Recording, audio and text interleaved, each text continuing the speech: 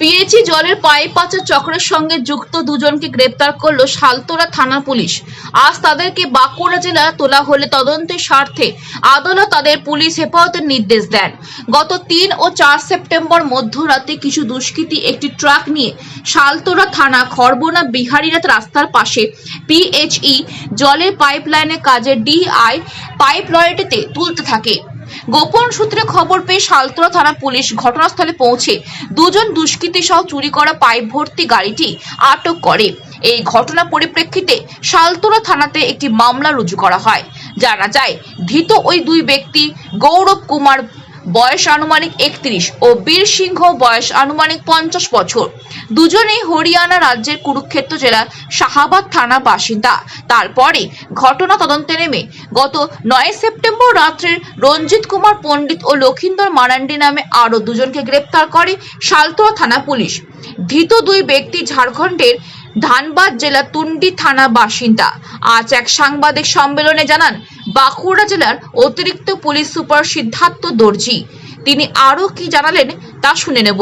হচ্ছে গত 4/9/2024 আপনারা জানেন আর একটা আমরা প্রেস ব্রিফ করেছিলাম, সেটাতে সালতোরা থানার আন্ডারে একটা হিউম পাইপগুলো চুরি হয়েছিল।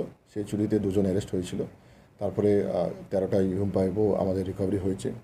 তারপরে আরেকটা জিনিস জানতে চাই, সেটা হচ্ছে 18/7/2024 আবার জয়পুরেও একটা কেস হয়েছিল, সেখানে আবার হিউম পাইপ কিন্তু চুরি হয়েছিল।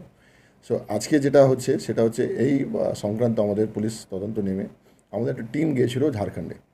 সে ঝাড়খণ্ডে 2 দিন আগে 3 দিন আগে থেকে ওরা ঝাড়খণ্ডে আছে, বিভিন্ন তথ্য পেয়েছিল।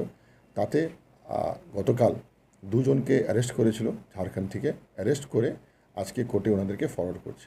এই দুজন লোক ব্যক্তি এই যে হিউম পাইপের যে চুরির একটা সার্কেল আছে বা চক্রান্ত আছে, সেটাতে ওনারা একটা ভূমিকা অংশগ্রহণ করেন। আর ওনাদের নাম হচ্ছে, একজনের নাম হচ্ছে আদিত্য সিং, সেটা ওনার বাড়ি হচ্ছে ডিস্ট্রিক্ট বোকারো, ঝাড়খণ্ড। সেটা জয়পুরের একটা কেস হয়েছিল চুরির কেসে। সেই কেসে উনি আজকে ফরওয়ার্ড হচ্ছেন। ফরওয়ার্ড হয়ে কেসে আমরা এখন অবধি রিমান্ড পাইনি, সো রিমান্ডের একটা আবেদন করেছি জজ সাহেবকে। আর অন্য একটা ব্যক্তির নাম হচ্ছে, সেটা হচ্ছে আব্দুল রশিদ। ওনারও বাড়ি ঝাড়খণ্ডেই আছে, ডিস্ট্রিক্ট ধানবাদ। উনি অ্যারেস্ট হয়েছে আমাদের যে সালতোরা পিএসএ কেস একটা ছিল, কেস 9 তারিখে একটা 4 তারিখে একটা কেস হয়েছিল। সেই কেসে এনাদের দুজনকে আলাদা আলাদা দুটো কেসে ওনাকে আজকে ফরওয়ার্ড করা হয়েছে। এনাদেরকে আমরা ঝাড়খণ্ড থেকে অ্যারেস্ট করে আজকে ওখানে কোর্টে আমরা ফরওয়ার্ড করছি। একই চক্রের সঙ্গে জড়িত আদিত্য সিং।